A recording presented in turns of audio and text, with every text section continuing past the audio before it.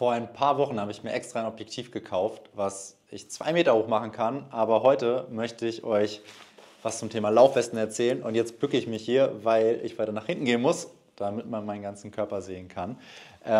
Vor ungefähr 2 Jahren habe ich mal ein Video aufgenommen. Und zwar zu dieser Laufweste hier. Das ist eine Laufweste von Salomon.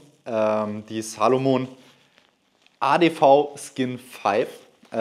Und die habe ich seitdem im Einsatz. Und mit der laufe ich tatsächlich sehr, sehr viel. Nicht nur für sehr lange Läufe, sondern auch für Läufe von wenigen Kilometern, weil ich es einfach sehr gerne mag, dass mein Handy gut verpackt ist, dass mein Schlüssel gut verpackt ist. Und aus diesem Grund trage ich diese Brille sage ich schon, diese Laufweste fast 3-mal die Woche. So, und ich kann sie nochmal ummachen, dass man die nochmal sieht. Komme ich auch mal ein bisschen näher. Die kann man hier mit so einem Gurt, kann man die hier oben verbinden. Und man klickt das so ein. Das geht dann 2-mal, oben und unten. Und dann sitzt die Weste relativ gut. Man hat dann hier oben hat man 2 Trinkfächer, wo man das Trinken reinmachen kann. Man hat hier noch ein Fach, wo man etwas reintun kann. Und dann hat man hier unten noch 2 Taschen, die aber nicht abschließbar sind. Da kann man einfach was reinwerfen. Und es gibt so einen kleinen Müllbeutel. Hinten hat man quasi 2 Fächer, einmal für die Trinkblase und dann nochmal separat ein zweites Fach, aber da ist nichts mit einem Reißverschluss oder so, sondern ist alles offen. Generell ist es so bei dieser Weste immer gewesen, dass die auch nicht wasserfest ist. Also wenn es jetzt super anfängt zu regnen und man sein Handy schützen will, dann hat man ein bisschen Pech gehabt. So. Und vor ungefähr 2 Monaten wurde ich angeschrieben von einer PR-Agentur, ob ich denn nicht mal die CamelBak testen will. Die CamelBak Apex Pro. Und wenn wir mal schauen, diese Weste hier liegt aktuell bei ungefähr 140 € und ich glaube, den Preis hat sie schon relativ lange. Und der Originalpreis von der Apex Pro, die im Februar rauskam, liegt bei 180. Das ist nicht mehr der Preis, für den man sie auf Amazon und Co. bekommt. Da liegt sie auch so ungefähr bei 140 bis 160 €, aber das ist der UVP-Preis. Und ich habe gesagt, hey, gerne. Ich mag meine Weste zwar gerne, aber das High-End-Produkt, das teste ich gerne. Und auch hier nochmal so ein bisschen zur Transparenz. Klar, das Produkt wurde mir zur Verfügung gestellt, aber am Ende muss man die Geschenke in der Regel, wenn das der Partner nicht macht, auch versteuern. Da der Partner das nicht für mich gemacht hat, muss ich am Ende, sagen wir mal, die Hälfte des Preises hierfür bezahlen, weil ich halt das als Gewinn versteuern muss und dann am Ende, den Gewinn versteuern muss und ich habe ja dafür kein Geld bekommen. Von daher teste ich eigentlich auch nur Sachen, auf die ich wirklich Lust habe und wo ich hoffe, dass sie gut sind. Und jetzt wechseln wir mal die Weste oder ich ziehe die erstmal wieder aus und komme noch mal ein bisschen näher, bevor ich die anziehe. Wir schauen erstmal von hinten. Wir haben von hinten im Gegensatz zur Salomon erstmal das Trinkfach, wo ich was reintun kann, also die Trinkblase, kann ich aber auch andere Dinge reintun. Aber, und das ist besonders cool, ich habe 2 separate Fächer. Erstmal ein ganz großes Fach, wo relativ viel reinpasst. Also gerade wenn man jetzt so Trailrunner ist, das bin ich jetzt nicht, aber hier kann man halt eine Jacke reintun und vielleicht auch ein bisschen was zu essen oder vielleicht eine Ersatzhose. Also wer so ein Ultrarunner ist, der wird hier bestimmt einiges verstauen können. Das kann man auch mal ganz gut für einen mittleren Wanderweg benutzen.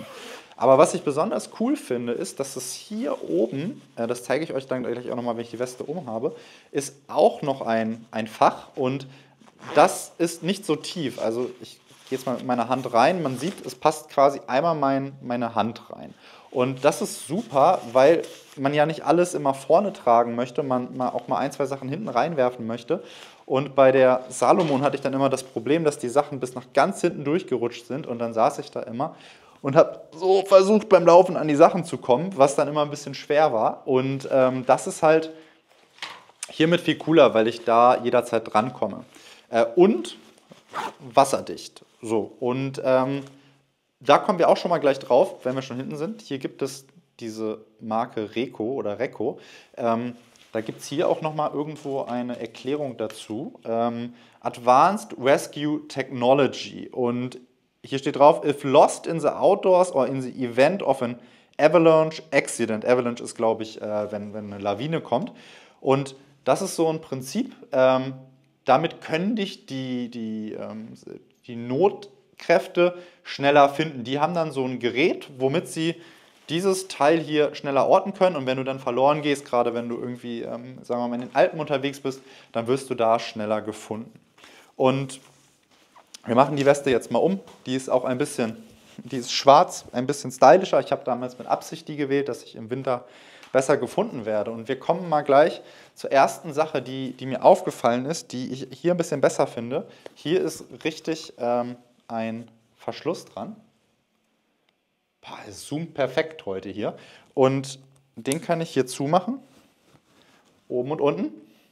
Und dann kann ich das auch, jetzt bin ich natürlich schwarz auf schwarz, gut vorbereitet, Fabian, kann ich das hier auch zuziehen noch ein bisschen mehr. Was ich ein bisschen komisch finde, ist, hier ist so eine Lasche dran. Bei der oberen kann ich die so reinziehen, aber beim unteren funktioniert das nicht, und ich weiß immer nicht, wo diese Lasche hingehen soll, aber man kann sie halt sehr gut immer auf- und zuziehen. Ich habe die Kritik gesehen, dass das auch öfter mal gerne wieder aufgeht beim Laufen. Das ist mir jetzt noch nicht passiert, aber ich bin jetzt auch nicht Halbmarathons bisher mitgelaufen, sondern meistens so 8 bis 12 Kilometer im Schnitt. So, und erstmal sitzt sie jetzt fest, das ist gut. Ich habe mir die lass mich nochmal gucken, ich glaube, habe ich mir sie in M oder in L bestellt? Steht das hier drauf?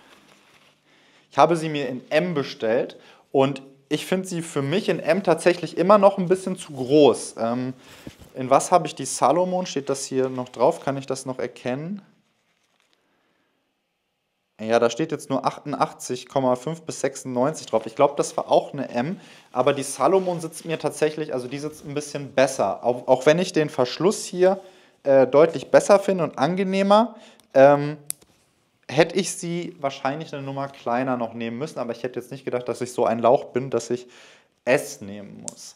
So, jetzt natürlich Laufwesten, die sind prinzipiell immer gleich, aber auch doch so anders. Ne? Wir haben hier oben die Trinkfächer. So, und da kann ich dann halt die Trinkblase reinmachen. Ich blase die mal kurz auf hier.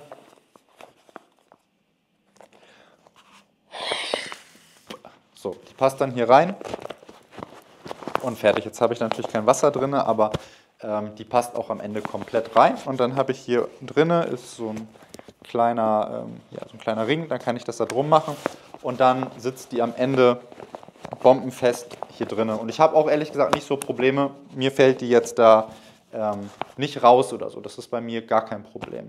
So, davon haben wir 2 Stück, und der Preis liegt auch irgendwie ich glaube, für eine Flasche schon bei 25 € oder so, aber zu der Flasche kommen wir gleich. Dann haben wir hier die Flaschen, und die kann ich hier am Rand, kann ich auch das noch weiter zuziehen, dass hier oben dieser Bereich noch enger ist, wenn mich das stört. Dann haben wir noch eine Pfeife hierbei, falls ich mal verloren gehe. Ansonsten Klassiker hier oben, das ist alles gleich. Was mich aber schon nervt, das ist eine Sache, hier sind noch so Fäden dabei. Ich verstehe das ja, teilweise ist da ein Faden, der gebraucht wird, um das hier oben enger zu ziehen. Aber hier sind auch so Laschen dabei. Und jetzt müssen mir mal die Ultramarathonis helfen, weil die Laschen sind hier und hier oben. Und ich habe im Internet kein einziges Bild gefunden, wo mir erklärt wird, was ich jetzt eigentlich damit machen soll. Also damit kann ich wahrscheinlich irgendwas befestigen, was ich als Marathonläufer oder nicht als Marathonläufer, aber so als Trailrunner oder so benötige. Aber ich weiß es nicht. Ich weiß nicht, wofür ich das brauche. Und ich finde die Dinger auch ein bisschen nervig. Gerade hier unten die Teile, da komme ich tatsächlich auch beim Laufen gegen, und dann schiebe ich mir die immer hier so drunter, dass die mich nicht stören. Das verstehe ich nicht. Vielleicht schneide ich die auch irgendwann mal ab, und dann ärgere ich mich, dass ich sie brauche. Ich weiß gar nicht, hier sind die, glaube ich, so in der Form nicht dabei. Hier gibt es hier unten noch irgendwelche Laschen, die ich noch nie gebraucht habe, aber nicht in der Form, dass es mich so stört wie bei denen hier. Und alle Bilder, die ich im Internet gesehen habe, auch von anderen Leuten, die darüber Berichte gemacht haben, wusste ich jetzt am Ende nicht, wofür man diese Teile benötigt. So, dann haben wir noch, und dafür setze ich die mal wieder ab, dass man das besser sieht, haben wir noch hier unten Taschen. Und zwar ist es zweimal identisch. Also wir haben zweimal die identischen Taschen, links und rechts. Und dann haben wir erstmal wieder das offene Fach, wo man einfach was reinwerfen kann, was nicht zu ist. Und dann haben wir aber noch ein Schließfach, eine Tasche, die man auf und zu machen kann, die auch wasserfest, also nicht komplett wasserfest, aber ein bisschen wasserabweisend ist, dass das Handy und alles nicht sofort nass wird. Und bei einem ist auch noch so ein Schlüsselschutz hier drin, also da kannst du den Schlüssel dann dran machen, dass das nicht rausfällt, wenn du da drin rumfummelst, was ich sehr cool finde.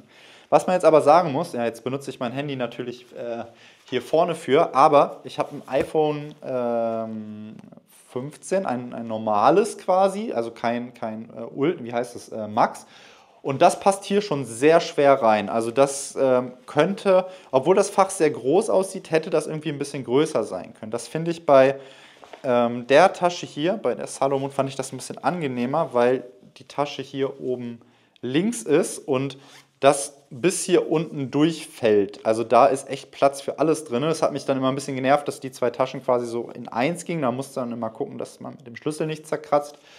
Aber hier mit dem iPhone 15 Pro Max oder so bekommt man schon Probleme. Ich muss aber auch gestehen, dass ich in der Regel immer nur eine Flasche dabei habe und mein Handy dann, jetzt komme ich schon durcheinander hier, mein Handy dann hier in die zweite Trinkflaschentasche reintue, sodass ich da einfach schneller drankomme. Was es noch gibt, das habe ich abmontiert. Trailrunner haben ja auch gerne so Stöcke oder Köcher, ne? Stöcke nennt man es, glaube ich. Ne? Und da ist extra noch so eine Tasche dabei, die kann man dann hier anbinden und dann ist das hinten dran und dann hat man da die Köcher, die man rausnehmen kann. Da ich das nicht brauche, das fand ich sehr cool, man kann das einfach abmachen. Also hier ist so eine Verbindung dran und dann ist es wieder ab. Das finde ich ganz, ganz entspannt, da muss man damit nicht ständig rumlaufen. Ja, ich gehe hier immer ständig hoch und runter, aber es ist irgendwie ein bisschen schwer. Ich muss immer nah rankommen, um euch das genau zu zeigen und ich bin zu groß dafür. Was man noch sagen muss, ist, dass in die Apex Pro von Camelback passen 12 Liter rein und in die Salomon passen nur 5 Liter rein. Und ich finde den Unterschied jetzt nicht groß, aber ich habe das Gefühl, ich habe es jetzt nicht genau gemessen, dass die Apex ein bisschen schwerer ist.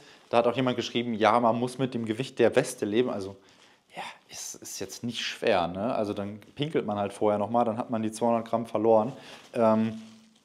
Ich finde den Unterschied nicht groß, aber du merkst schon, dass die ein bisschen leichter ist.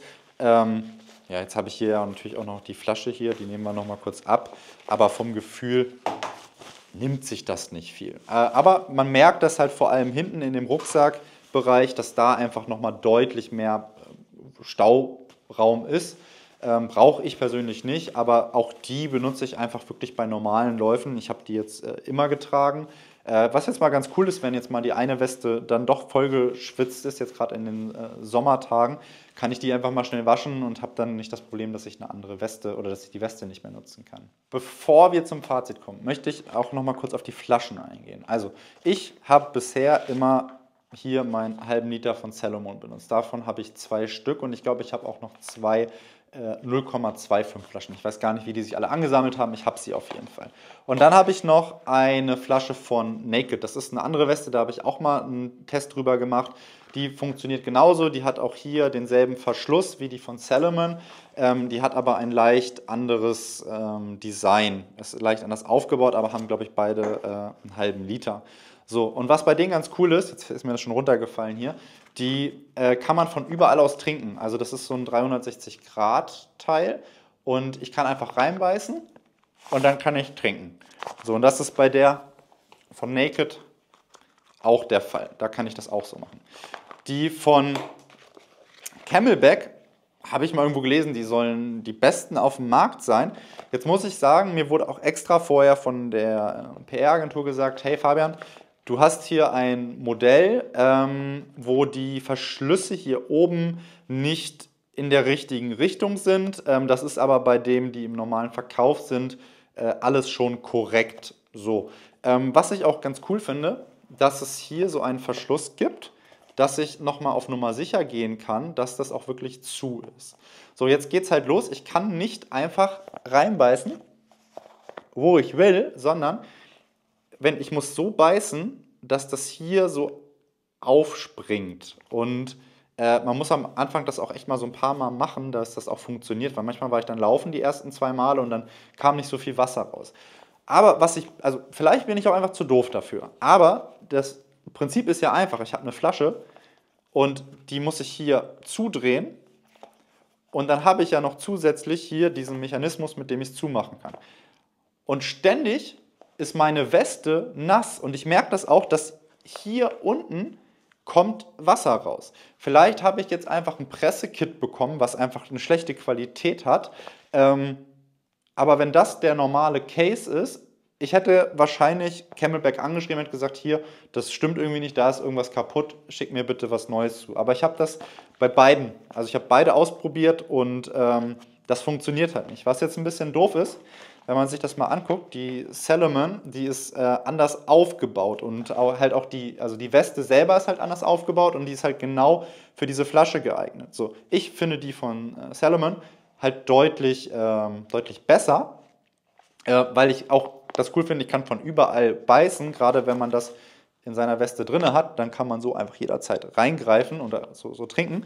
Aber die passt halt nicht mehr so gut in die Camelback-Tasche. Was halt der Vorteil ist, die von Naked, die ich noch habe, die hat eine ähnliche Form, hat aber diesen Aufsatz, den ich besser finde und die läuft halt auch nicht aus. Und darum benutze ich jetzt eigentlich immer die von Naked, weil das besser funktioniert. Und das finde ich ein bisschen schade, weil die angeblich auch 25 € das Stück kosten. Das heißt, wenn man das mal runterrechnet, ist die Weste gar nicht mehr so teuer, weil man hier einen sehr hohen Wert noch an Trinkflaschen hat, die angeblich sehr gut sein sollen, aber mit denen ich nicht zufrieden bin. Zum Fazit.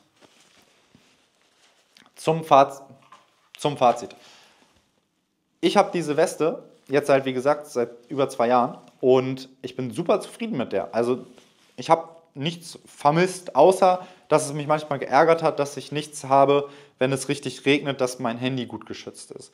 So, jetzt habe ich zu meinem Kumpel gesagt, nachdem ich die ein paar Mal getragen habe, es ist so, als ob man ein Leben lang Opel gefahren ist und plötzlich fährt man ein viel besseres Auto. Also jetzt sagen wir mal nicht hier so ein Lamborghini oder so, aber du wechselst dann irgendwie auf ein Volvo oder so, also auf ein höherwertiges Auto. Und dann denkst du so, das habe ich vorher gar nicht vermisst, aber ist irgendwie schon geiler. Und ich muss sagen, ich finde den Sprung sehr gut von der Salomon zu der Camelback.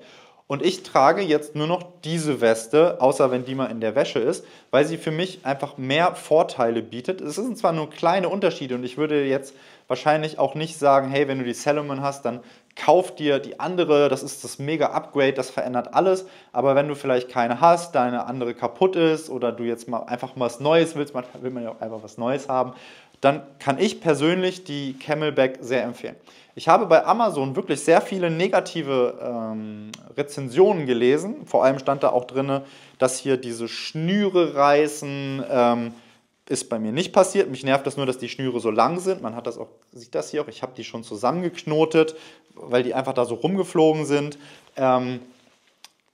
Ich bin mit der Flasche nicht so ganz zufrieden, aber die ganzen negativen Sachen, die ich dort gelesen habe, kann ich in der Form nicht nachvollziehen. Genau. Ich laufe damit meistens so 8 bis 12 Kilometer, trainiere immer schön für meinen Halbmarathon und laufe dann meinen Halbmarathon, bin damit jetzt noch keinen Halbmarathon gelaufen, aber das ist so mein, wofür ich die benutze. Vielleicht gibt es dann nochmal für Trailrunner, für Ultrarunner Runner nochmal andere Anforderungen, die ich jetzt so nicht mitbekomme.